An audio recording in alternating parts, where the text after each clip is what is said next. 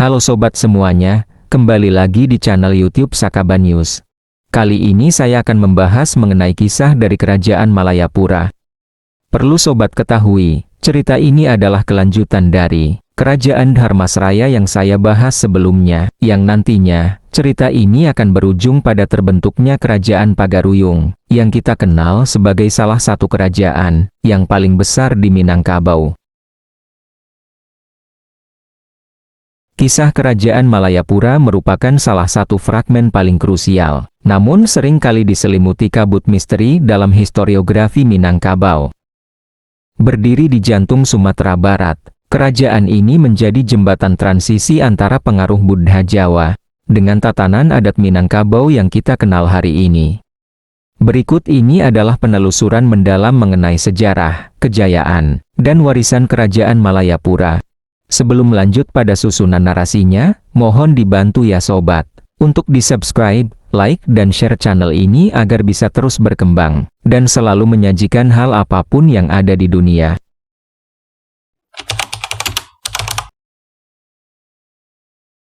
Kerajaan Malayapura tidak muncul dari ruang hampa. Ia adalah kelanjutan dari Kerajaan Dharmasraya yang sebelumnya, merupakan pusat kekuatan di Melayu Jambi.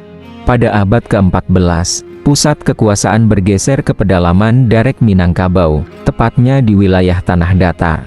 Tokoh sentral di balik berdirinya Malayapura adalah Adityawarman. Ia bukan sekadar raja biasa, ia adalah sosok kosmopolitan pada zamannya.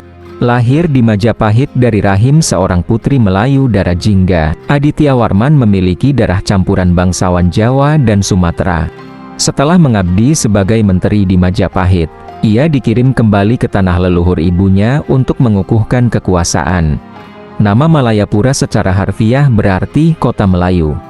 Adityawarman memilih memindahkan ibu kota ke pedalaman, untuk menjauhkan diri dari jangkauan langsung kontrol Majapahit, sekaligus mendekati sumber komoditas emas, yang melimpah di perbukitan Barisan.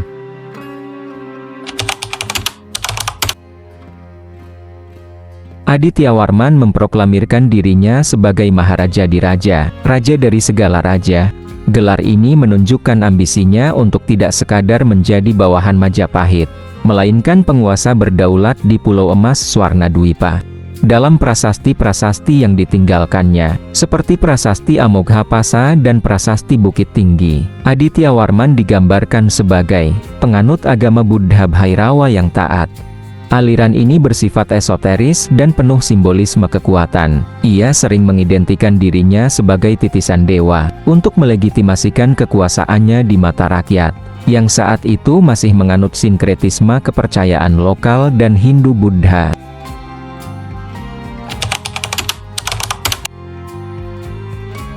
Malayapura di bawah Adityawarman mencapai stabilitas politik yang luar biasa. Wilayah kekuasaannya mencakup sebagian besar Sumatera bagian tengah, mulai dari pesisir timur hingga pesisir barat. Adityawarman dikenal sebagai administrator yang ulung. Ia mulai meletakkan dasar-dasar birokrasi, yang nantinya akan berevolusi menjadi sistem Rajo Tigoselo di Pagaruyung, Rajo Alam, penguasa tertinggi, Rajo Adat, pengatur urusan adat istiadat, Rajo Ibadat, pengatur urusan keagamaan. Meskipun sistem ini mencapai bentuk sempurnanya di era Islam, embrio pembagian tugas kekuasaan ini sudah mulai terlihat sejak era Malayapura guna menyeimbangkan kepentingan bangsawan lokal di Luhak Nantigo Tanah Datar, Agam, dan 50 kota.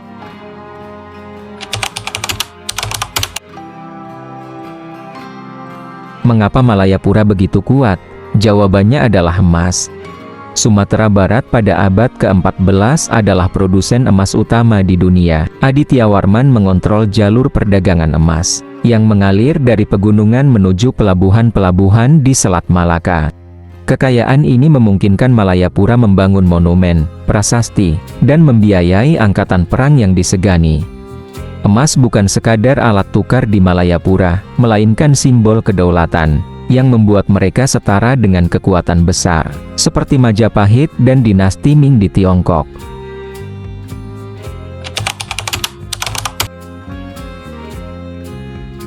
Satu hal yang paling menarik dari Malayapura adalah perpaduan budayanya.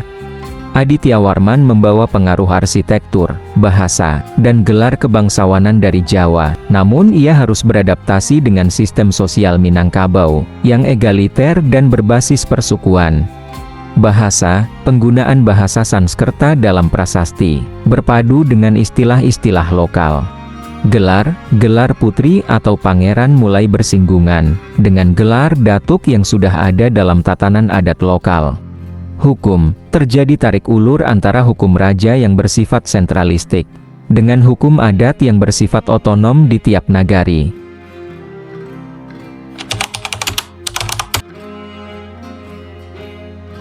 Kita mengenal Malayapura hari ini berkat peninggalan arkeologis yang melimpah di sekitar wilayah Pagaruyung dan Saruaso. Prasasti Pagaruyung menjelaskan silsilah dan pencapaian raja. Arca Amoghapasa, simbol perlindungan dan spiritualitas negara. Batu Kasur dan Batu Batikam, meski sering dikaitkan dengan legenda Datuk Katumanggungan dan Datuk Perpatih Nan Sabatang, situs-situs ini berada di zona inti kekuasaan Malayapura.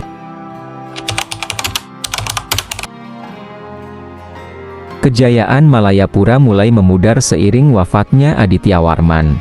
Pada akhir abad ke-14, putranya, Ananggawarman, sempat naik tahta, namun pengaruh pusat perlahan melemah.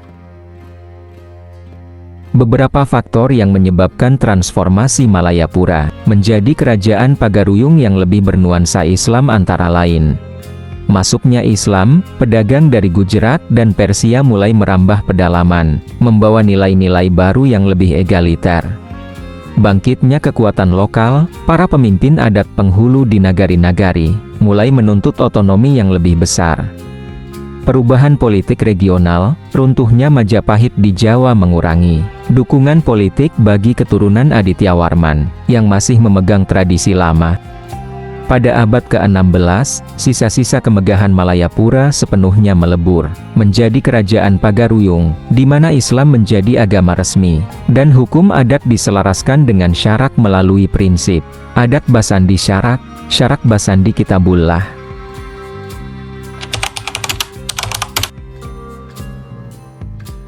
Meskipun secara politik Malayapura telah tiada, warisannya tetap hidup dalam identitas Minangkabau. Identitas wilayah, pembagian wilayah luhak dan rantau, dipertegas pada masa ini. Simbolisme, motif-motif ukiran dan pakaian kebesaran, menunjukkan jejak kemewahan era Adityawarman. Kebanggaan sejarah, Malayapura membuktikan bahwa Minangkabau pernah menjadi pusat politik internasional, yang diperhitungkan di Asia Tenggara. Kerajaan Malayapura adalah monumen hidup dari kemampuan masyarakat Minangkabau untuk menyerap pengaruh luar tanpa kehilangan jati dirinya.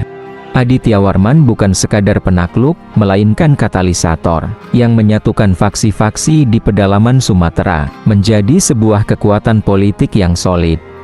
Melalui emas, diplomasi, dan spiritualitas, Malayapura telah mengukir nama Minangkabau dalam prasasti sejarah yang abadi. Kisah kerajaan Malayapura dan kepemimpinan Adityawarman tidak bersumber dari satu buku saja, melainkan hasil sintesis dari 3 jenis sumber utama: arkeologi prasasti, catatan luar negeri, dan tradisi lisan Tambo. Berikut ini adalah rincian sumber-sumber yang menjadi rujukan narasi tersebut. Pertama, sumber arkeologi prasasti. Ini adalah sumber paling otentik, karena ditulis langsung pada zaman tersebut abad ke-14. Ada lebih dari 20 prasasti yang ditemukan di Sumatera Barat, yang merujuk pada Adityawarman. Prasasti Amoghapasa 1347 Masehi, ditemukan di Rambahan. Di bagian belakang arca ini terdapat ukiran teks yang menyebutkan, Adityawarman memindahkan pusat kerajaan ke Malayapura. Prasasti Saruaso Idan kedua, ditemukan di tanah datar. Prasasti ini menggunakan bahasa Sanskerta dan Melayu kuno, menyebutkan pembangunan selokan untuk mengairi taman serta ritual keagamaan raja. Prasasti Pagaruyung Prasasti Gadang, memberikan informasi mengenai silsilah dan klaim kekuasaan Adityawarman sebagai titisan dewa. Prasasti Kuburajo menyebutkan hubungan darah Adityawarman dengan dinasti Mauli kerajaan Melayu sebelumnya. Kedua sumber sejarah Jawa dan Tiongkok. Karena Adityawarman memiliki hubungan erat dengan kekuatan besar di luar Sumatera, namanya tercatat dalam historiografi asing. Kitab Negara Kertagama Prapanca, Kakawin dari Majapahit ini mencatat wilayah-wilayah di Sumatera yang berada di bawah pengaruh atau memiliki hubungan diplomatik dengan Majapahit, termasuk daerah yang dipimpin Adityawarman. Kronik Dinasti Ming, catatan dari Tiongkok menyebutkan adanya utusan dari Sanfotsi, sebutan Tiongkok untuk wilayah Melayu atau Sumatera, yang dipimpin oleh seseorang bernama Sengkia Layulan, yang diidentifikasi oleh para sejarawan sebagai Adityawarman. Ketiga sumber tradisi lisan Tambo Minangkabau. Meskipun Tambo sering kali bersifat legendaris dan simbolis, ia merupakan sumber penting untuk memahami perspektif masyarakat lokal. Tambo ala Minangkabau menceritakan kedatangan tokoh dari Laut Suridirajo dan perselisihan antara adat Koutoh Piliang yang cenderung aristokratis atau seperti sistem Raja Malayapura dengan Bodi Canyago yang demokratis. Legenda Cindua Metou sering dianggap sebagai metafora transisi kekuasaan dan pergulatan antara nilai-nilai lama Hindu-Buddha dengan nilai-nilai baru Islam di Pagaruyung. Keempat, literatur sejarah modern. Para sejarawan dan arkeolog modern telah menyatukan kepingan-kepingan di atas menjadi narasi yang utuh. Beberapa buku rujukan utama meliputi The Formation of the State of Minangkabau oleh Leonardie Andaya, Power and Politics in the Malay World oleh Bambang Budi Utomo, arkeolog yang banyak meneliti situs Dharmasraya dan Malayapura. Adityawarman, hubungan Majapahit dengan Kerajaan Melayu, karya Uka Jandrasasmita. Itulah cerita dari susunan narasi tentang berdirinya Kerajaan Malayapura, yang nantinya akan berujung berdirinya Kerajaan Pagaruyung. Terima kasih sudah menonton dan nantikan video selanjutnya tentang bagaimana berdirinya Kerajaan Pagaruyung di Minangkabau.